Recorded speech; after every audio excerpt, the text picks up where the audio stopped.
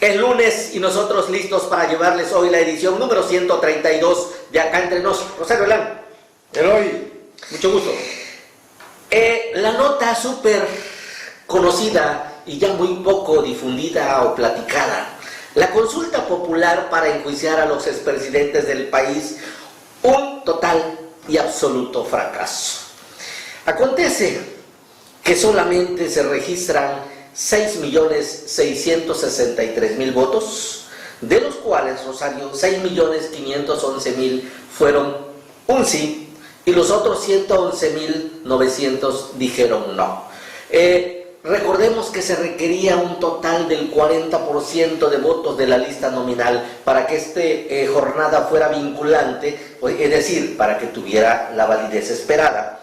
Es decir, queríamos mínimo 37 millones de votos. Pues, ¿qué creen? Solamente un 7% de esa lista nominal salió a las mesas receptoras, pues a seguirle el juego a este tema.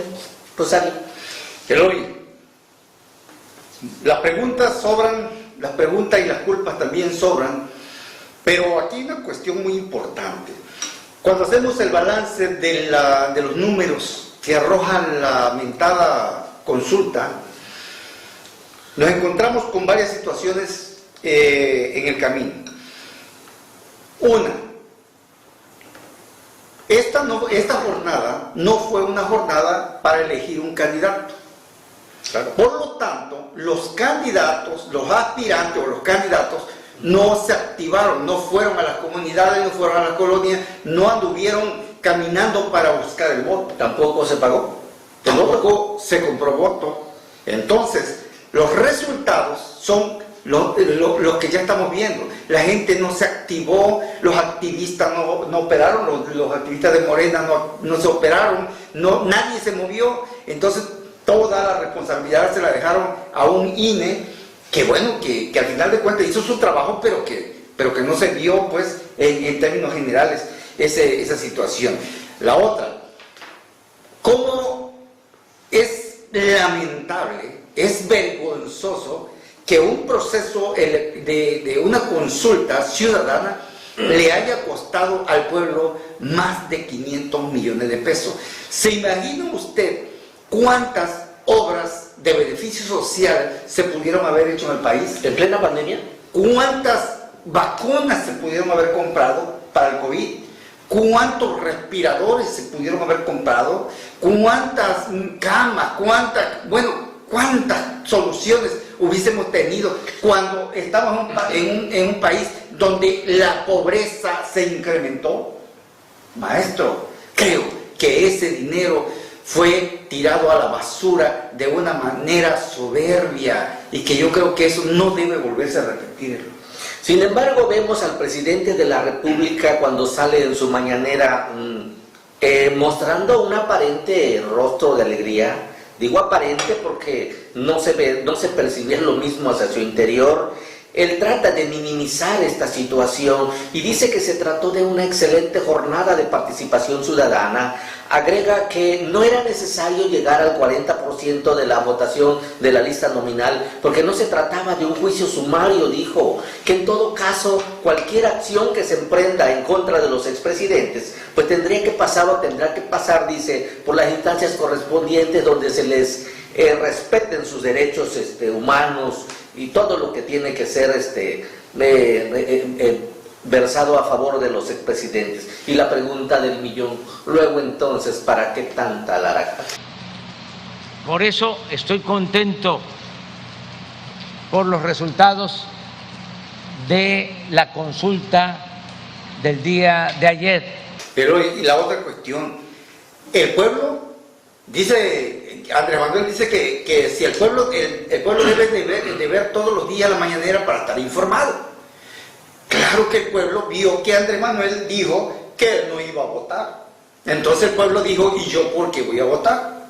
Entonces aquí Andrés Manuel dejó a consideración del pueblo el destino de los exmandatarios.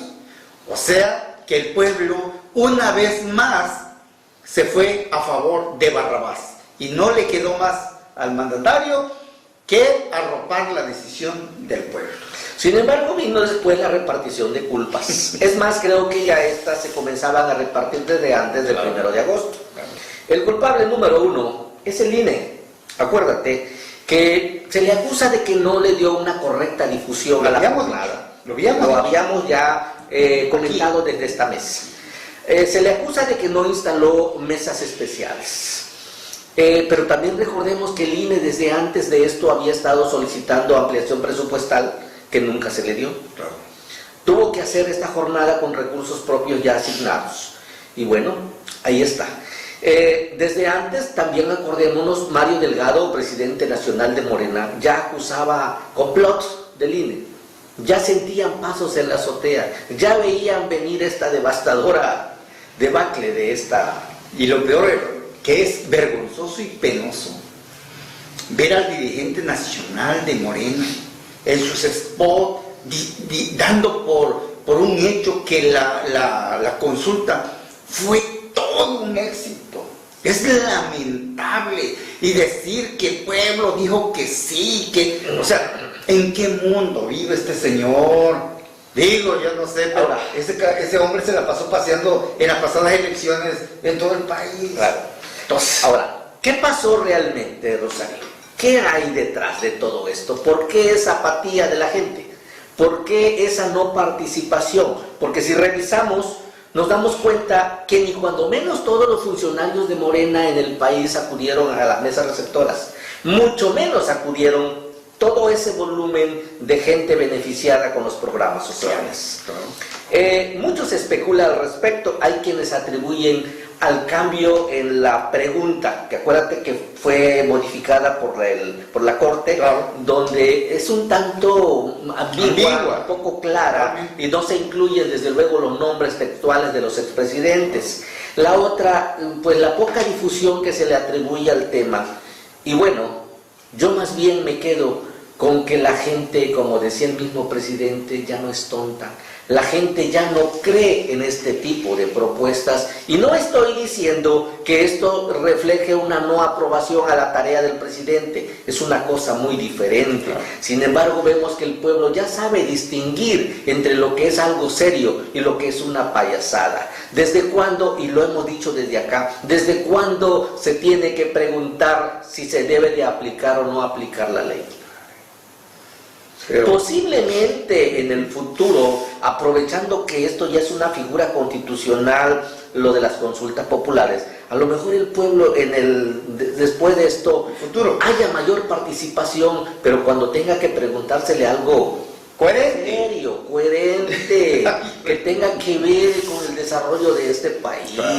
Pero pues no este atolito que tenía una finalidad diferente, más que nada político, porque Rosario, desde esta mesa, si me permites, o a título personal, yo sí veo positivo que, bueno, se haya logrado esta figura en la Constitución, que se le pregunte al pueblo aspectos relevantes. Por supuesto. Sin embargo, como una inauguración, esta consulta popular nos da un mal sabor de boca. Mira, tú acabas de decir que no es necesario preguntarle al pueblo, someter a consideración del pueblo la aplicación de la ley, y ese es un principio básico, ¿no? Entonces aquí la cuestión es, desde el momento en que Andrés Manuel protestó cumplir y hacer cumplir la Constitución y las leyes que de ella emanan, entonces Andrés Manuel ya tenía la autorización del pueblo y la obligación, ¿cómo se llama? La obligación legal para aplicar la ley a como debe de ser. Pero ¿qué es lo que ha pasado? Nos han estado manteniendo con puras cortinas de humo, y yo pregunto, ¿cuántos del pasado régimen están presos realmente? Eso es lo que la gente no le gustó, eso es lo que la gente no aprobó en esta consulta. Es muy sencillo, como ya refieres. El pueblo en las urnas le dijo al presidente: tienes todo mi aval para hacer lo que tengas que hacer, incluyendo perseguir a los expresidentes. Eloy, si hay algún indicio, alguna prueba que incrimine a algún funcionario, y no nada más hablo de los presidentes de la República, sino de funcionarios de primer nivel, si hay pruebas incriminatorias, ¿por qué no se ha procedido? No hay ni una denuncia en contra de ningún expresidente. Y lo que el pueblo creo que tampoco le gustó, y con esto termino el tema, es que alguien lance la piedra y esconda la mano. Así es. O sea, yo propongo una consulta, pero yo no voto. Ándale, exactamente. ¿De qué se trata? ¿Qué vacilada se trata? En esas estábamos. Pero mira, una crisis enorme le cae encima al Tribunal Electoral del Poder Judicial de la Federación en un aparente albazo. Los magistrados de este órgano le tumban la cabeza a su magistrado presidente José Luis Vargas. Desde luego que él reacciona, y en una difusión por ahí de un video, él se defiende, él acusa violaciones a la Constitución Política Federal, a los reglamentos internos de ese tribunal, y anuncia acciones legales para defender su permanencia en la presidencia, porque vemos ahí como que tuviera algo de razón, ¿verdad? Porque aquello dicen, el argumento es de que ya era hora de sanear esa parte, y te haces a un lado y nombramos a otro. Yo creo que siempre yo he dicho que las formas son fondos. Eso. Entonces aquí José Luis Vargas tiene razón. O sea, no lo puedes quitar nada más por voluntad de unas personas o porque están recibiendo línea de externa, sino se tiene que cumplir con los protocolos establecidos dentro de la propia estructura, sí. Los reglamentos del Tribunal Electoral, del Poder Judicial de la Federación, para poder remover a un funcionario de esa institución. Entonces aquí lo que yo puedo observar, sin ser erudito en la materia, es que hubo un albazo, y que eso le va a dar materia para discusión al propio José Luis Vargas. Y entonces, en un acto que para mí es totalmente reprobatorio, lo destituye y designan a Reyes Rodríguez Mondragón como el sustituto momentáneo en ese lugar. Entonces, ¿qué es lo que va a pasar? Como yo veo desde mi punto de vista que fue ilegal el proceso, entonces José Luis Vargas tiene toda la libertad para inconformarse ante la Suprema Corte, y la Suprema Corte está obligada a darle la razón porque el procedimiento no fue el correcto. En todo caso, José Luis tiene que ser regresado a su posición, y otra, los que le hicieron el albazo deben irse a la calle. Pareciera que ese sería el caminito o lo más correcto. Sin embargo, mira, cuando este tema llega a oídos del presidente de la República, él con una mano reitera su respeto a la autonomía del Tribunal Electoral, los exhorta a resolver de manera interna esta crisis. Hasta ahí muy bien. Pero por otro lado lo vemos diciendo que, aprovechando la crisis que priva en el Tribunal Electoral, urge reformas a la ley, dice, para hacer una limpia completa. O sea, a río revuelto, ganancia de pescadores. O pareciera que es la mano peluda que movió la cuna. Que las cosas cambien. Ellos mismos deberían de renunciar todos, por dignidad, la necesidad de reformar tanto el INE como el Tribunal Electoral. O sea, fíjese usted, ¿qué es lo que yo observo? Que están generando las condiciones para tener un pretexto para hacer cambios en el INE y en el Tribunal Electoral. ¿Por qué? Porque el mismo presidente dice que los que están ahí no están alineados a los intereses del pueblo, o sea, a la 4T, o sea, a Morena. Pero fíjate que me llama la atención también algo.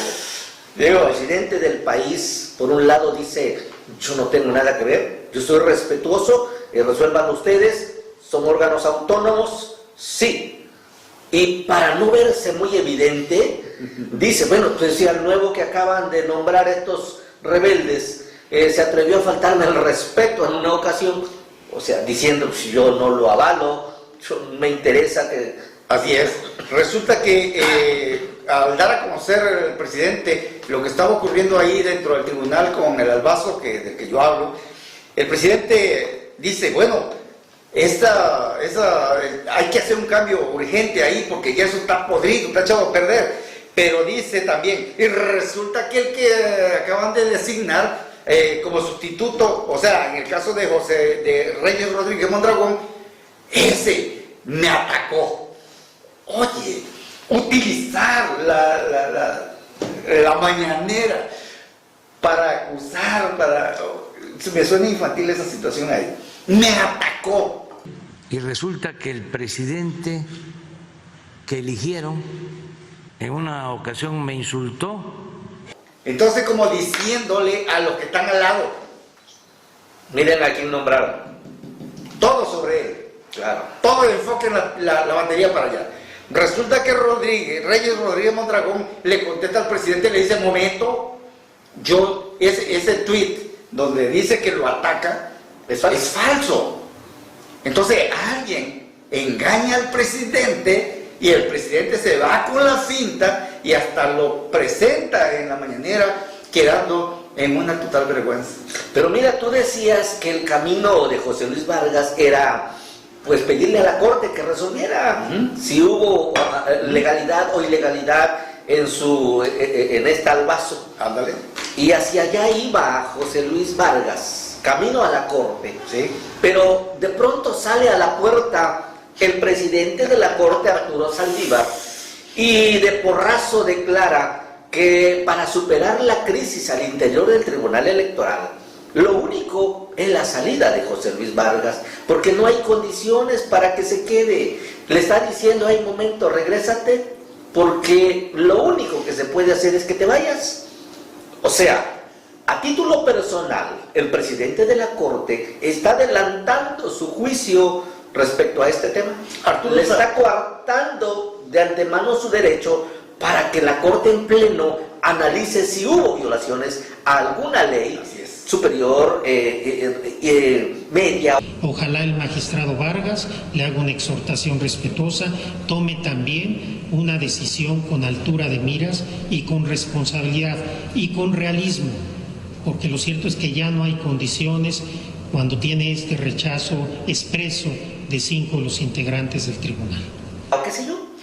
Arturo Saldívar sabía precisamente que Vargas iba a ir a recurrir a ese recurso, a ese recurso legal, porque él, sabedor de que ellos están encargados de la cuestión de las leyes electorales, de cuanta cosa de por ahí, resulta que a fuerza tenía que agarrar ese caminito. Saldívar sabía que iba a llegar con él y estaban obligados a decirle si tenía razón o no tenía razón lo que lo habían depuesto. Entonces, para cerrarle el paso, sale a título personal y dice, no, definitivamente está listo, sin consultarlo, sin someterlo a consideración del Pleno de la Corte. Claro. Ahora bien, la pregunta, ¿Arturo Saldívar dijo esto por mutuo propio? Claro. ¿Por alguna línea? Interpretando lo que piensa alguien, no lo sabemos. O interpretando a Calimán. No lo queremos prejuzgar, sin embargo, si lo vemos desde el punto de vista de lo que voy a comentar enseguida, pareciera que no está actuando por mutuo propio. Porque mire, cuando el presidente de la República, Andrés Manuel, toca este tema, se va contra todo el Tribunal Electoral. Claro. Y se va a fondo. Le dice, ya es tiempo de que cambien las cosas y deberían de renunciar todos por dignidad, dando a entender que igual que otros organismos, el Tribunal Electoral está podrido, porque él ha dicho antes también que todos los magistrados del Tribunal Electoral fueron nombrados en su tiempo por partidos políticos y que obedecen desde luego a intereses políticos, a la mafia de ya sabe usted qué. Entonces, ya sabemos por qué dijo todo esto el ministro de la Corte y porque están tratando de cerrarle los caminos a José Luis Vargas. Oye, entonces Arturo Saldívar dijo lo que el presidente quería decir. Lo interpretó. Y como son expertos en interpretar la ley, bueno, pues ahí está. ¿En qué va a parar este tema? Pues estaremos atentos porque veremos cómo atajan el derecho de que Vargas acuda a las instancias correspondientes para hacerlo valer por la manera protocolaria, aun cuando ya se adelantó por donde puede surgir. Y si no, y en la Suprema Corte de Justicia de la Nación no le hacen caso, entonces José Luis Vargas tiene también su derecho de irse a instancias internacionales, porque es una violación flagrante a sus derechos constitucionales. Claro. Entonces no se vale. Si eso hacen con ese hombre, ¿qué no van a hacer con los demás? Hablando de Arturo Saldívar, el ministro presidente de la Suprema Corte, ¿se acuerda usted que apenas en abril se abrió por ahí un debate muy fuerte porque alguien hace una propuesta de modificaciones a la ley orgánica de la Suprema Corte para ampliarle su periodo por 2 años más? Y se arma por ahí un tema tremendo a nivel nacional.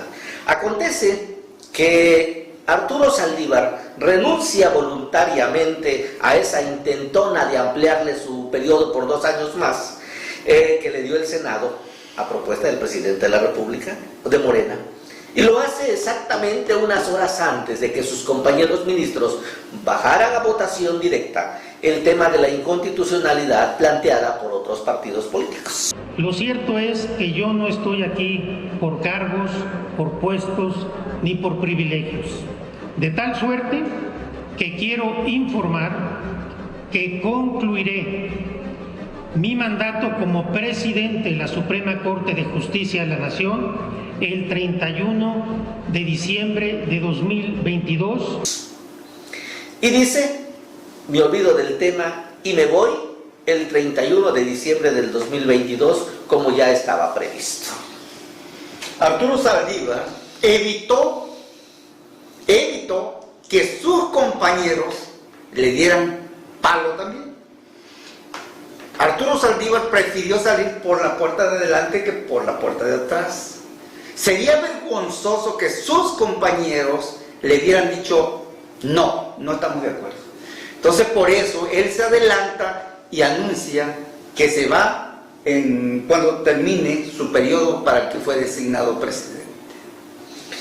Yo creo que si lo vemos desde ese punto de vista tendríamos que darle un aplauso al ministro Arturo Saldívar por esa valentía de aceptar de que no tiene el apoyo mayoritario de sus compañeros, de que tal vez esta decisión no está ajustada estrictamente a derecho, y él dice, bueno, para evitar otra crisis legal, como ya priva en el Tribunal Electoral, para evitarle otro conflicto al presidente del país o a la nación, pues mejor me retiro. Pero es que Arturo Saldívar sabía que quedarse, aceptar esa ampliación de periodo era ir en contra de la propia Constitución.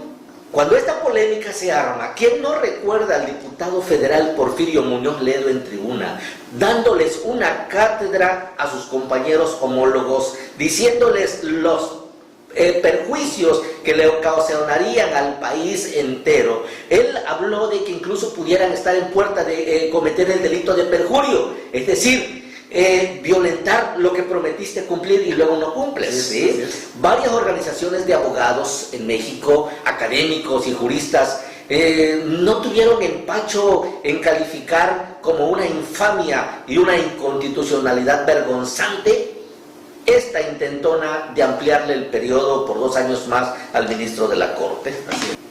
También recuerdo, Rosario, al mismo Porfirio Muñoz Ledo, cuando él hace un recuento de lo que había estado platicando por ahí, incluso con el ministro de la Corte, Arturo Saldívar, y dice Muñoz Ledo, yo le planteé a Arturo, dice, oye Arturo, ¿y qué te cuesta decir que no? Sin embargo, dice Arturo, ha cometido el delito de permanecer callado, apático, y ha dejado que las aguas caminen. Pues resulta que el tiempo le dio la razón a todos esos juristas a Muñoz Ledo, a todos esos académicos que siempre dijeron que estábamos en puerta de una flagrante violación constitucional. Aquí lo dijimos también. Aquí lo debatimos, ahí están los testimonios en nuestras ediciones anteriores.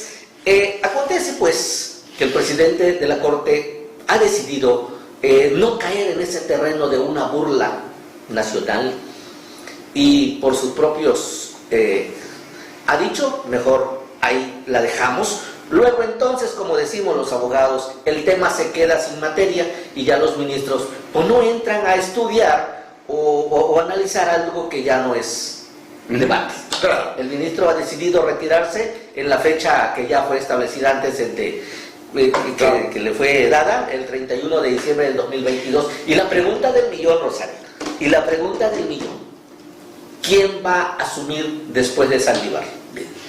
Eloy, uno de los grandes errores que, digo, desde mi punto de vista que cometió el magistrado presidente, Arturo Saldívar, es haber guardado un silencio sepulcral, un silencio cómplice.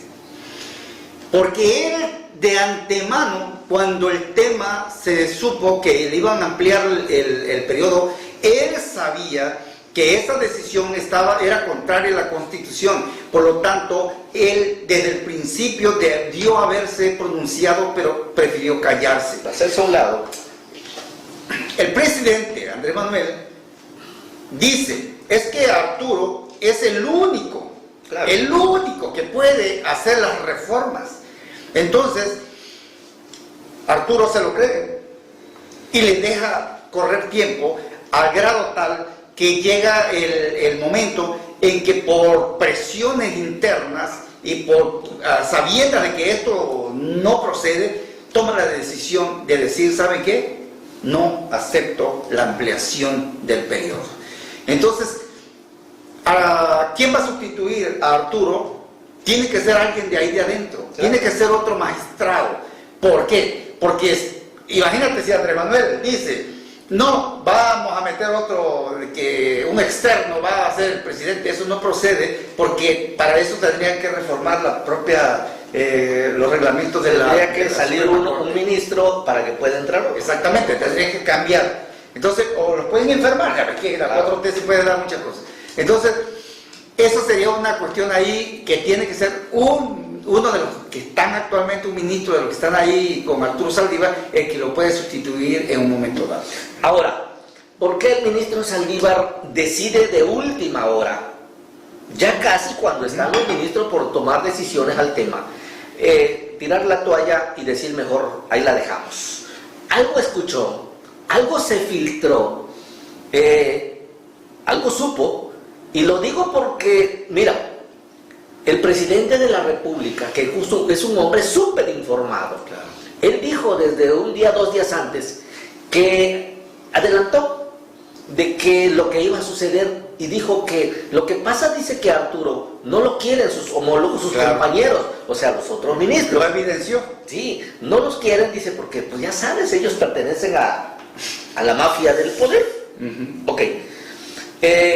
Y por ese motivo, pues lamentamos, dice, que no se pueda dar esta permanencia de 2 años más. Bueno, el presidente ya sabía lo que venía y eso desde luego que llega a oídos del ministro presidente y dice mejor, bye, la bye. cortamos por ahí la dejamos y empieza otra nueva historia. Claro. Vamos a ver cuál va a ser la actitud de Arturo Saldívar, porque dice que ahora sí va contra la corrupción. Entonces vamos a ver, me imagino que está temblando lo que... Pero tú hacías una pregunta, y yo también. Después de Saldívar, del 31 de diciembre del 22, ¿quién va a asumir la presidencia? Así es. De la Suprema Corte? Así es. Y decimos esto, preguntamos esto, porque en esta intervención del presidente de la República de hace 2 días, se atreve a decir el presidente que toda la Suprema Corte está podrida. Pertenecen a ya sabes quién los puso. No lo quieren sus mismos compañeros que vienen del antiguo régimen. Es lamentable que no quieran al presidente Arturo Saldívar, que quiere llevar a cabo una reforma en el Poder Judicial que urge, porque jueces, magistrados, ministros están echados a perder. El Poder Judicial está podrido. Y si toda la Corte está podrida, ¿quién después de Saldívar puede salvar a la Corte? Está podrida la Suprema Corte, está podrida el Tribunal Electoral del Poder Judicial, está podrido el INE, está... ¿A dónde vamos con tanta pudrición? ¿Qué está pasando en Tabasco con el COVID? Los estragos están cada día peores. Pero desde el ángulo oficial, seguimos por decretos del gobernador y del que manda en esta plaza, en semáforo naranja. Mas, sin embargo, yo creo que el verdadero semáforo, yo creo que es como color sandía, verde por fuera y rojo por negro. El parámetro diario anda arriba de los 600 contagios, Rosario. Así es. Este es un tema de no acabar. Volvemos con el Jesús en la boca y hay algo que pareciera grotesco. Vemos un último decreto del gobernador donde se intenta paralizar la movilidad social, pero a partir de las 11 de la noche. ¿Qué mensaje nos quieren dar a entender? O sea que el COVID solamente se contagia después de las 11 de la noche. No, tampoco. Durante el día estamos bien.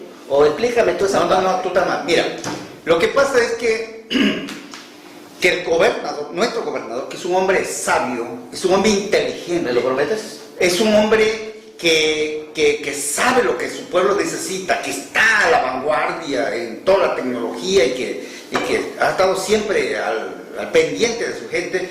Él sabe, él descubrió a través de sus asesores y su grupo técnico especializado que el COVID solamente circula de 11 adelante ¿hasta qué hora? Hasta la madrugada. Me imagino que sí. Hasta la madrugada. Entonces, si usted no se quiere contagiar, no ande a esa hora.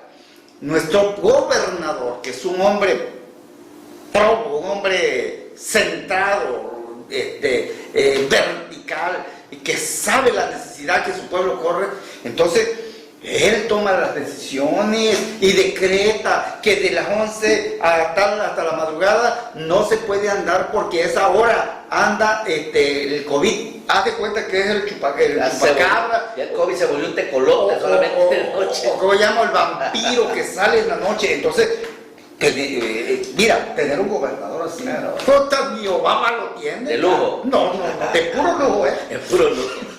Se va al gabinete. Ojalá que se vaya ya acá. Señoras y señores, el COVID ha regresado con más furia. Las estadísticas ahí están, del diario están fluyendo, que son las oficiales, que nada tiene que ver con la auténtica realidad. La verdad es otra. Los hospitales vuelven a saturarse y el único responsable de cuidar la salud suya y la nuestra somos nosotros, claro, a la familia, claro, a los amigos. Guardar las medidas que ya conocemos de memoria y seguir cuidándonos es la única fórmula para salir de esto. Efectivamente, coincido contigo, Luis. A nuestra gente, a nuestro pueblo, la invitación para que se sigan cuidando. No se tomen a juego este asunto del contagio del COVID. Esto es muy grave, está muy delicado. Hoy estamos padeciendo precisamente los resultados de las elecciones intermedias de la consulta, en donde hubo aglomeración de gente. Eso es lo que estamos padeciendo hoy. Hoy estamos pagando esa factura. Entonces, que el gobierno no lo quiera reconocer, ese es otro rollo, pero sí estamos pagando ese asunto. Y yo invito a mi pueblo, a mi gente, para que se cuiden a su familia, cuídense. Si no es necesario salir, no salgan. Entonces, mi gente, con el abrazo de siempre y con el respeto, vamos a cuidarnos todos. Por hoy es todo, muchas gracias como siempre por el favor de su atención. Nos vemos seguramente el próximo viernes en otra transmisión más. Acá entre nos.